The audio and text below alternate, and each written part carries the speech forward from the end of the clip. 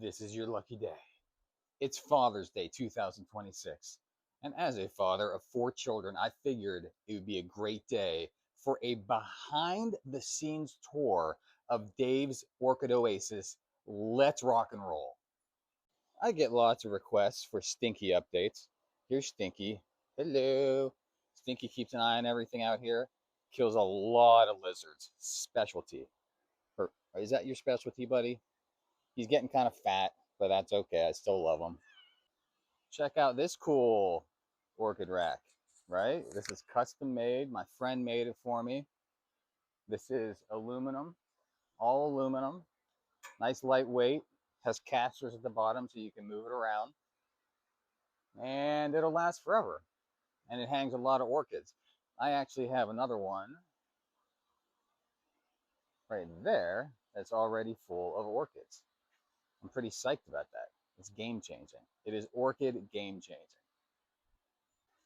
If any of you out there have a bunch of orchids, you know how the winter shuffle goes. In the winter, it gets cold, you got to move everything in.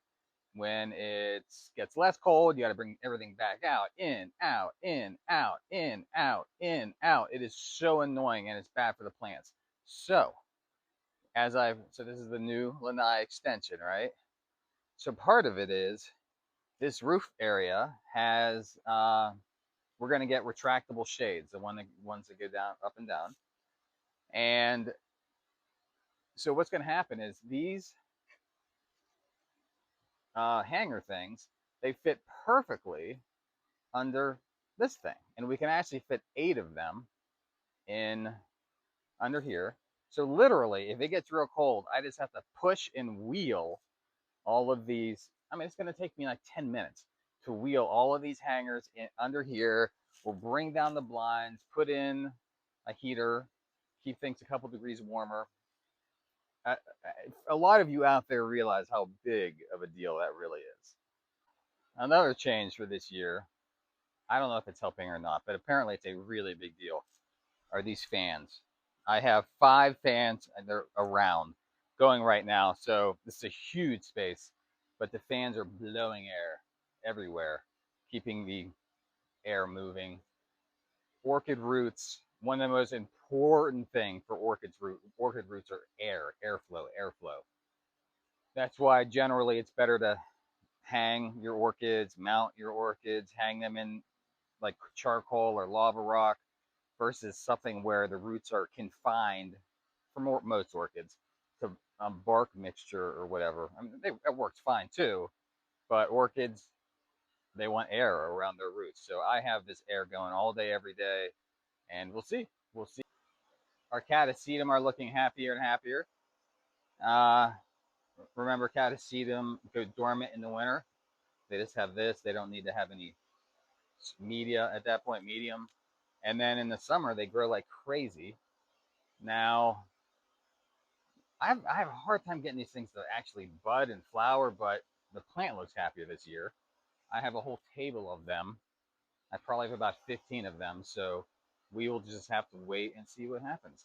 This year, I've kept them wet, but I haven't been like crazy neurotic, keeping them sopping wet because they like a lot of water, and they seem to be even happier. Thriving on neglect. Here's a very, very important service announcement, public service announcement. So this is also a catasetum. And you're like, well, what the heck happened to this thing? So this thing got hit by spider mites. Spider mites they're like magnets. A catasetum is a magnet to a spider mite. And once they take hold of a collection, like you're done. I mean, they're impossible to stop. They spread fast and you can't stop them.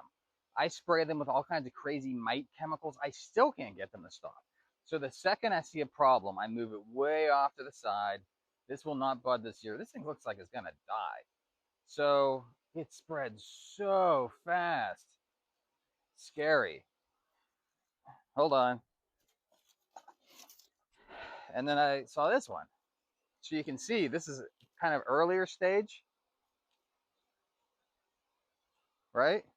I sprayed it with Bio Advanced 3-in-1. I sprayed it with Avid, AVID. It's not going to make it. And if it gets beat up by spider mites like that, I found even towards the end of its growth cycle, it's done. Man, it's spreading unbelievable. It's scary. I mean, like yesterday, it was half as much, even with the stuff I'm spraying on it. Nasty. I know some people don't grow these at all because of this fact. I mean, it's almost impossible. If anyone out there has a trick to keep these things without mites, let me know. Maybe you're asking, why do you have this black shade cloth on the ground? How much shade is going to be offered through shade cloth on the ground, Dave? Is there something wrong with you? Well, this is the answer. I didn't think about this, but concrete is white, basically, and the sun bounces off the white concrete and it hits the underside of these orchids, the Cattleya and Vanda and everything else. These plants are not used to that. They don't want like blinding hot light from below. That's not what they're used to. That's not what they're designed for. So this may or may not help. I put this. I'm going to get the concrete stained, kind of like a terracotta color, so we won't have this problem as much. But that is the rationale for that thing. And from the smell of it, I think the cats are peeing on it. Okay, well, this plant is looking problematic. So let's diagnose. I would say, first of all, it looks like it's getting too much sun. It's probably stressed because look at how yellow the leaves are. So that's definitely an issue. It has this guy, this leaf. Now, maybe a lot of you would jump and say that's black rot. I would say it's not black rot. I guess it could be. But I think it's just a mad leaf that is dying. Maybe it is black rot. Oh my, this thing is hurting. And if you can see the rings in it, and so what's happening is things are very opportunistic. So if a leaf is already like damaged or dying or hurt like this, other pathogens are going to attack, jump on in. So you could go through a whole collection and be like, oh no, I have this horrible thing going on because one of my plants is disgusting and dying and I got to spray everything 1,000 times. And not necessarily, because it might just be the one plant is already really sick, which gives it the other pathogens the ability to just tear it apart. But all the healthy orchids are fine because they have the defenses to knock this stuff out naturally. And a cat definitely peed over here. Okay, I really could almost make a video on this alone on this subject, but I've found something. This is so cool. So I have a billion orchids, at least 400. And whenever it comes to spray them with something, it takes forever, right? Obviously, I'm not using a little pump sprayer. I'd be here for 2 days. But I'll get like an electric sprayer where it zzz, but even that isn't fast enough. It would take me an hour because there's not enough volume coming out of that thing. So I'm like, how in the heck am I going to find something? What, do I need like two wands going at once? Like, it's an issue. It was a problem. I've tried to get creative with it, and I found the solution. And it's game changing, and you may change your ways as well. Here it is. So this is for washing your car. It is called, I don't know what it's called. You probably want to know what it's called.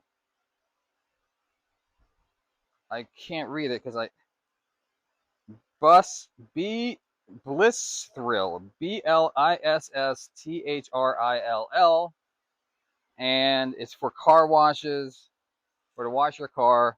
So the way it works is you put the one end in a bucket of your solution of whatever chemical you're using. And then you hit the button.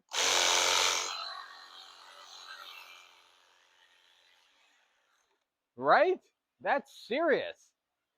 That is serious. So if I'm like, okay, I got to, Vandas love like tons of food, so I fertilize them more often. So I'll come over here. It's a lot faster than a hand pump spray. And this thing's only like $40, maybe 50. I don't know. It's cheap.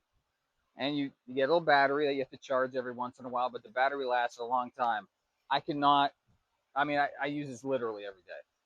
Every sort of pesticide, fertilizer, anything. Look at that. Look, that's incredible. So right now is primarily encyclia and Vanda season. The middle of summer is slow. And there's always, dendrobium, the antelope types, pretty good. So we have lots of Vandas over here.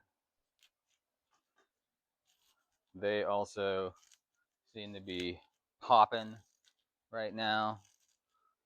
Some up here. It's a lot of them. This is cool because it grows native in Florida. Therefore, it grows like absolute craziness here. It is, I'm going to butcher the name, Cochleata. That's close enough. Um, but I love these things because they truly grow like weeds. They kind of are weeds in a way. Yeah, I don't know that I have anything all that special. Normally, I have some sort of ridiculous. This smells amazing. Kind of smells like grape. I find the key with Vandas, well, I mean, it's heat and water and fertilizer. And when you do the fertilizer, you want to make sure it's not too uh, the opposite of acidic, basic, right? Because my well water is like a 9 on the pH scale. And as soon as I brought down the pH a little bit, it seemed like my Vandas grew more and were happier. I have another video on that if you would like to check it out. Now here's an orchid I just purchased. Look at how healthy this thing is. Now I got this at Palmer Orchids, Palmer, Palmer Orchids. They have the healthiest, look at the, wait, look at the roots on this thing. The healthiest, happiest, greenest, most floweriferous orchids I've ever seen. So if you're between Tampa and Naples, drive on over. It's in Sarasota, east of 75, like 10 miles. Uh, they have amazing stuff, good prices. I should get like some sort of commission for talking them up, but I'm a big fan. This guy's awesome. I mean, this was a find. This is what you call a unicorn. Okay, lastly, it is so hot out here. It is 8 o'clock at night, and it must be 90 degrees. This is absurd.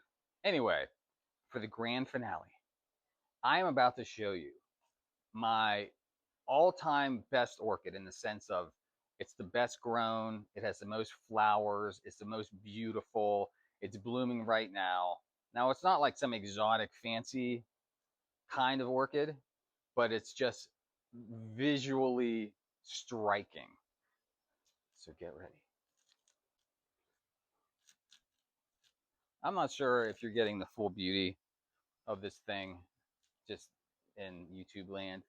This thing is spectacular. The almost every flower is perfect. There's almost no marks on it. They're all blooming. I mean, this thing is spectacular. There's another. Let's get a closer look. Right? I mean, that's really pretty.